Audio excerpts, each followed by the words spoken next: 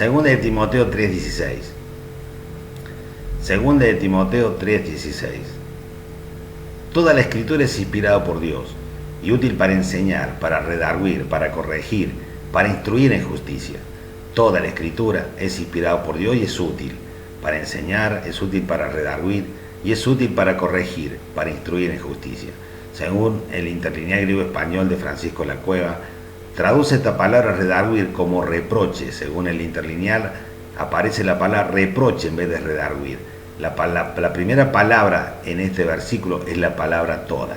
El doctor Wilber decía que cada vez que en la Biblia leamos la palabra todo o toda, debemos averiguar a qué todo se refiere, cuál es el significado de la palabra todo. En la Biblia, la palabra todo se emplea de dos maneras. Según el uso, puede ser todo en particular o todo en general o en su totalidad. Todo en particular o todo en general o en su totalidad. Cuando leamos en la Biblia la palabra todo, si no logramos percibir a qué todo se refiere, no podremos saber su correcto significado. Siempre es todo en particular o todo en general o en su totalidad, y debemos entenderla correctamente para no cometer ningún error. Juan 12, versículo 32. Juan 12, versículo 32. Y yo, si fuera levantado de la tierra, a todos atraeré a mí mismo. ¿A qué todo se refiere acá? Desde que Jesús fue resucitado, han sido atraídos a Él todos los hombres, en su totalidad. No todos en su totalidad han sido atraídos hacia Él, sino todos en una manera particular. Todos los que han creído, ellos son los que han sido atraídos hacia Él, porque no todos creyeron, todos los que creyeron fueron atraídos a Él. El uso de la palabra todo en este versículo es todo en una manera particular. Hebreos 2, versículo 9. Hebreos 2, versículo 9. Pero vemos a aquel que fue hecho un poco menor que los ángeles, a Jesús, coronado de gloria y de honra a causa del padecimiento de la muerte, para que por la gracia de Dios gustase la muerte por todos. Él murió por todos en general, en su totalidad, sin dejar a nadie afuera. Él murió por todos los hombres en general. No todos los hombres creerán, pero Él murió por todos en general. Porque Cristo murió por todos los hombres en su totalidad. Según de Timoteo 3:16, dice que toda la escritura es inspirada por Dios y es útil para enseñar, para redarguir, nos reprocha, para corregir, para instruir en justicia. La palabra toda de este versículo es toda en su totalidad. Toda la escritura, desde Génesis hasta Apocalipsis, toda la escritura fue respirada de Dios. La palabra es, no está en los textos originales. Nunca estuvo la palabra es, fue agregada. Si saco una palabra que no fue dicha por Dios, no estoy cambiando la palabra de Dios, estoy recuperando la palabra tal cual fue dada originalmente. Tengamos en cuenta esto si lo que queremos es tener la verdadera palabra de Dios. Segunda de Timoteo 3:16 dice: toda la escritura inspirada por Dios y útil para enseñar, para redarguir, para corregir, para instruir en justicia. Toda la escritura inspirada por Dios. Estas tres palabras, inspirado por Dios, traducen una sola palabra en el texto griego. En el griego es el idioma en que se tradujo por primera vez los libros originales de la Biblia. Era el arameo y el hebreo. La primera traducción y la más antigua es el griego. De esas traducciones en griego se tradujeron todas las demás traducciones que encontramos hoy en día. Toda la escritura inspirada por Dios. Estas tres palabras, inspirado por Dios, traducen una sola palabra en el texto griego. Según el diccionario Vine, es la palabra teofenustos, inspirado por Dios. Teo, Dios; neo, respirar. Teofenustos, exhalado por Dios o respirada por Dios. Ahora nos preguntamos, ¿qué significa exhalada por Dios? Juan 4, versículo 24. Juan 4, versículo 24. Debemos averiguar qué significa exhalada de Dios. Juan 4, 24. Dios es espíritu, y los que le adoran en espíritu y en verdad es necesario que adoren. Dios es espíritu, Él no respira, porque Él es espíritu y el espíritu no respira. Nosotros respiramos porque somos seres humanos, tenemos cuerpo y alma, pero Él es espíritu y no respira. tenemos que averiguar qué significado tiene esto. ¿Qué quiere decir respirar de Dios? Según de Timoteo 3:16 dice: toda la escritura es inspirada por Dios y útil para enseñar, para redarguir, para corregir, para instruir en justicia. Toda la escritura es respirada por Dios, sin excepción, desde Génesis hasta Apocalipsis. Juan 4:24 dice que Dios es espíritu y los que le adoran en espíritu y en verdad es necesario que adoren.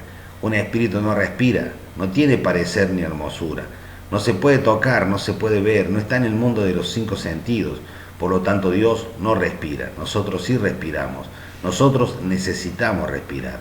Debemos dejar bien establecido en nuestra mente que la naturaleza de Dios es espiritual. Nuestra naturaleza o nuestra primera naturaleza es de los 5 sentidos. Dios es de naturaleza espiritual. Isaías 53:2. Isaías 53:2. Subirá cual renuevo delante de él, y como raíz de tierra seca. No hay parecer en él, ni hermosura. Le veremos, mas sin atractivo, para que le deseemos. Él no es un viejo barbudo mirando desde el cielo. Él no tiene parecer ni hermosura. Dios es un ser de naturaleza espiritual. Volvamos de nuevo a 2 Timoteo 3:16. Toda la escritura es inspirada por Dios y útil para enseñar, para redarguir, para corregir, para instruir en justicia. Entonces, ¿qué significa esto? Si Dios no respira, ¿por qué la Biblia dice que la palabra es respirada por Dios? Si en realidad Él es espíritu y no respira. Cuando y donde sea que la Biblia le adjudique características humanas a Dios, estamos frente a una figura literaria. Cuando Dios quiere hacer resaltar o sobresalir algo que para Él es importante, dejó las figuras literarias o figuras de dicción.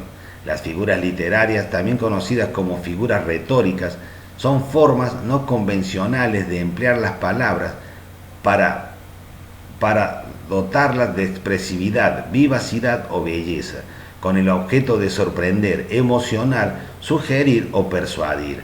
Las figuras literarias son típicas del discurso literario y de sus distintos géneros: la poesía, la narrativa, ensayo, el drama, en los cuales el lenguaje es un fin en sí mismo y es transformado para potenciar sus posibilidades expresivas. No obstante, las figuras literarias no son exclusivas de la literatura, sino que también se emplean en nuestro lenguaje coloquial. Incluso algunas están ya asimiladas a este, en ciertas expresiones o giros. Las figuras literarias o figuras de dicción en la Biblia son señales distintivas de Dios, puestas por Él en su palabra para mostrarnos qué es lo importante para Él. Por ejemplo, si yo dijera tus ojos azules, estaría haciendo una simple declaración del color de los ojos, pero si yo dijera tus ojos color zafiro, tenemos una figura literaria. La figura literaria es siempre más precisa, más veraz que el mismo hecho literal.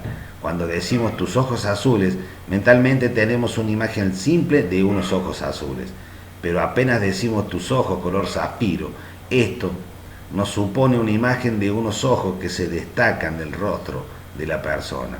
Las figuras literarias siempre enfatizan en toda su palabra. Cuando Dios quiere destacar algo, Él lo marcó con una figura, entonces no hace falta adivinar.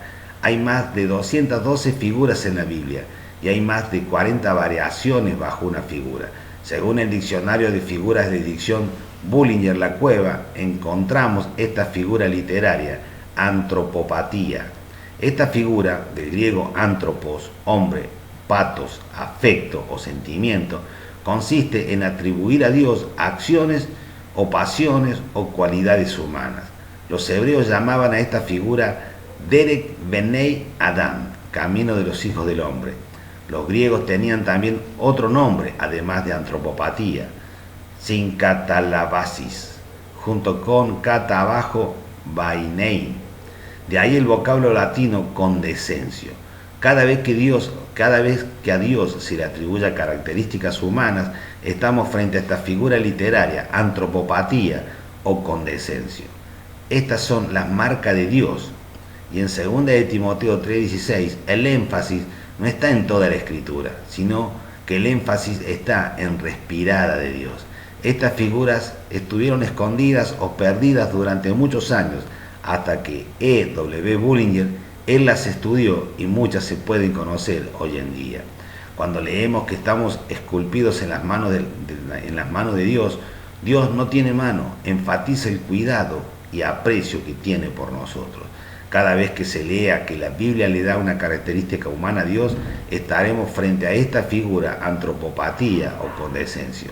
Las figuras literarias nos impactan y nos hacen ver qué es lo que Dios nos quiere mostrar, qué es lo importante que Él nos quiere mostrar en su palabra.